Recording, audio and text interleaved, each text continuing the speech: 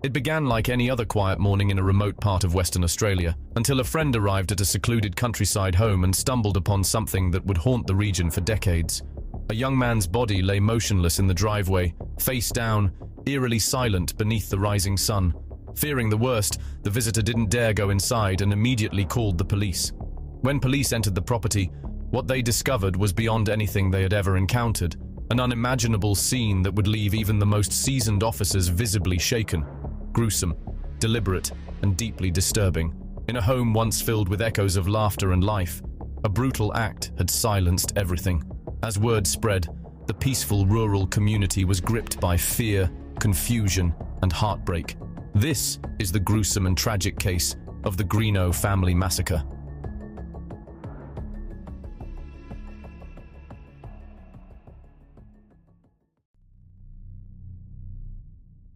On the peaceful edges of Greenough in Western Australia, the Mackenzie family led a simple and tightly connected life set against the wide and calm beauty of the countryside.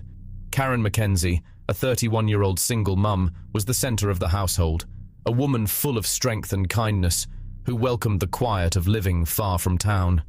Their home, hidden within the rough but beautiful land, offered a calm escape from the rush of city life, where the slower pace of country living brought both hardships and comfort. Karen cared for her children with love and determination, facing the challenges of living in a remote area with strength. Her oldest child, 16-year-old Daniel, was well liked in their small town for his easygoing nature and warm smile, a young man growing into adulthood with hope and potential.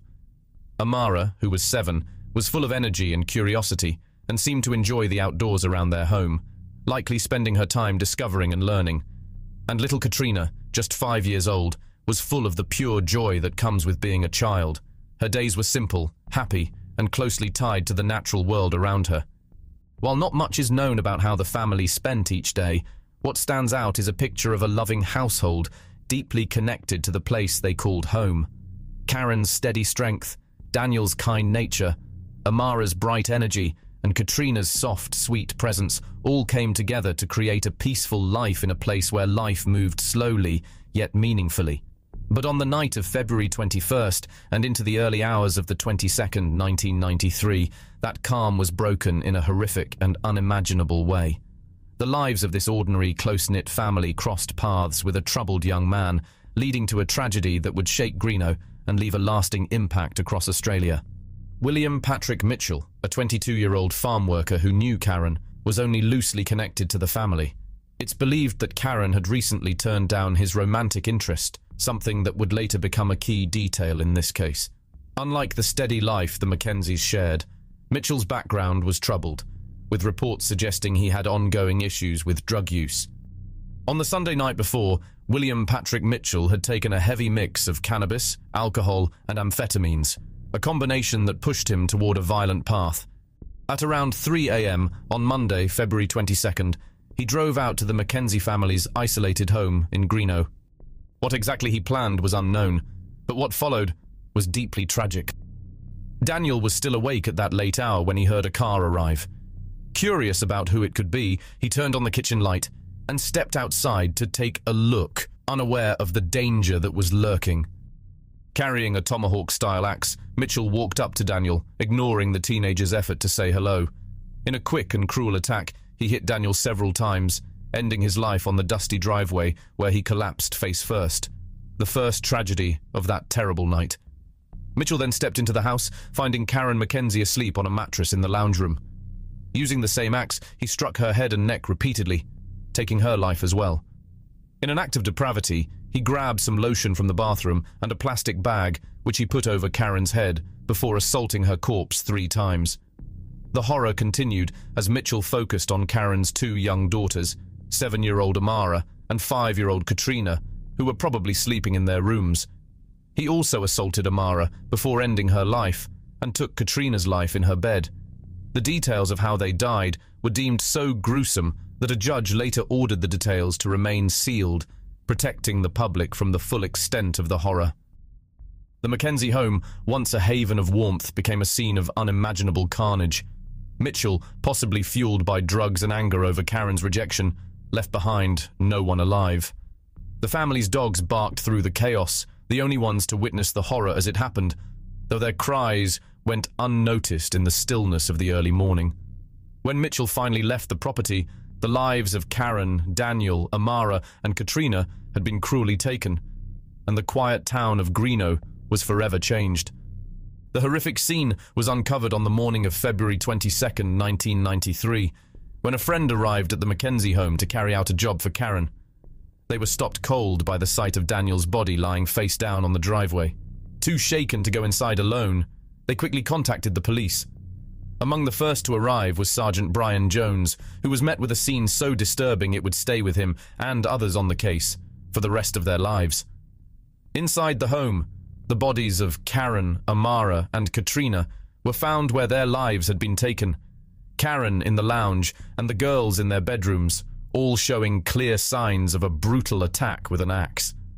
The level of violence shocked even the most experienced officers, and the case soon became one of the most serious and closely followed investigations in Western Australia's history. Police and forensic teams carefully examined every part of the house, gathering as much evidence as possible to find out who was responsible. For a week, search teams spread out across the nearby area, hoping to uncover anything that might lead them to the killer. At first, the case was difficult, with no strong leads to follow. But soon, investigators found something important. A substance later confirmed as sorbeline cream was spotted on a bedroom door, and within it, a clear fingerprint had been left behind. The door was removed and taken to Perth for closer analysis, a step that would later become key in solving the case. Officers spoke to 72 people connected to the family, including William Mitchell, who was interviewed early on, but didn't raise suspicion at the time. On March 5, 1993, the funeral for Karen, Daniel, Amara, and Katrina was held with Mitchell attending quietly, a disturbing detail that went unnoticed at the time.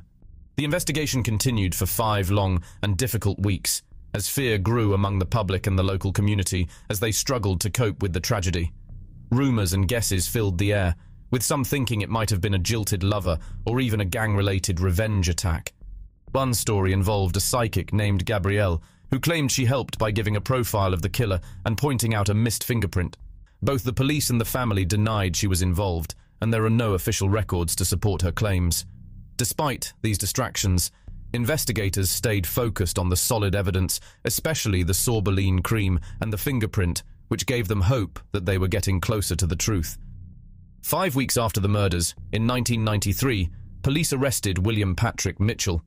During standard interviews with people connected to the case, his fingerprint was found to match the one discovered in the sorbeline cream on the bedroom door, directly linking him to the scene. At first, Mitchell denied being involved, but after he tried to harm himself while in custody and was taken to the hospital, he eventually admitted to the killings. In September 1993, he pleaded guilty to 4 counts of murder and 4 counts of sexual assault, including 3 committed against Karen's body and 1 against Amara before taking her life. His guilty plea avoided a long trial, but the shocking details that came out, though some were kept hidden due to their brutal nature, caused widespread outrage, with many calling for the return of the death penalty in Australia. In 1995, at 24 years old, Mitchell was found guilty and sentenced to 4 concurrent life sentences, with a 20-year non-parole period. Justice Neville Owen, presiding over the case, described the murders as so serious they were almost beyond words and defied description, noting the victims' innocence and the depraved and shameful acts that accompanied the killings. The prosecution had sought a sentence without parole, but the judge set a 20-year minimum, making Mitchell eligible for parole in 2013. The public reacted angrily to what they saw as a lenient sentence, leading to a Crown appeal. In 1994, a full bench of the Western Australia Supreme Court ruled that Mitchell should never be released, making him the first person in the state to receive true life imprisonment under new laws. However, in 1996, the High Court overturned this decision, bringing back the original 20-year non-parole period, a ruling that shocked many. Mitchell's time in prison was filled with controversy. In 2010, his transfer from Casuarina Prison to the medium-security Bunbury Regional Prison sparked concerns that he might be getting ready for release, which caused public alarm. Parole hearings in 2013 and 2016 were met with strong opposition, with online petitions collecting thousands of signatures, and Karen's sister, Evelyn Clow, pledging to fight his release. Both times, Attorney General Michael Mishin rejected his parole, citing the seriousness of his crimes and the need to protect public safety. In 2018, new laws introduced by the McGowan government extended the parole review periods for mass murderers to 6 years, pushing Mitchell's next possible parole review to 2024. In 2024, it was announced that this would be further delayed by another 6 years. Mitchell is still serving his sentence at Bunbury Regional Prison, and he may not be eligible for parole until 2030. The Greenough Family Massacre left a lasting impact on Western Australia, turning a peaceful rural community into a symbol of deep loss. Karen Mackenzie and her children, Daniel, Amara and Katrina, are remembered not for the tragic way they died, but for the lives they lived. Karen's strength as a single mother, Daniel's kindness, Amara's curiosity, and Katrina's innocence. Their funeral on March 5, 1993, was attended by mourners from all over the region, showing how much the family was loved by the people of Greenough. However, the tragedy also sparked wider conversations with calls for tougher penalties and renewed discussions about the death penalty, though it remained abolished in Australia. Karen's family, especially her sister Evelyn Clow and mother Barbara Marchant, have been strong supporters of keeping Mitchell imprisoned. Evelyn's determination, in which she said, "As long as I've got breath left in my body, I'm going to do everything I can to keep him inside," has driven petitions and public efforts, ensuring that the victims are remembered and justice continues to be pursued. In 2007, Barbara shared her ongoing anger and fear about Mitchell possibly being released, a feeling shared by many in the local community. The impact of the massacre still resonates in Greenough, where the property remains a solemn reminder, and those passing by often stop to reflect on the tragedy. The case has had a lasting effect beyond just the personal tragedy. It led to legal changes, such as the 2018 laws that delayed parole for mass murderers and drew attention to the emotional toll on first responders.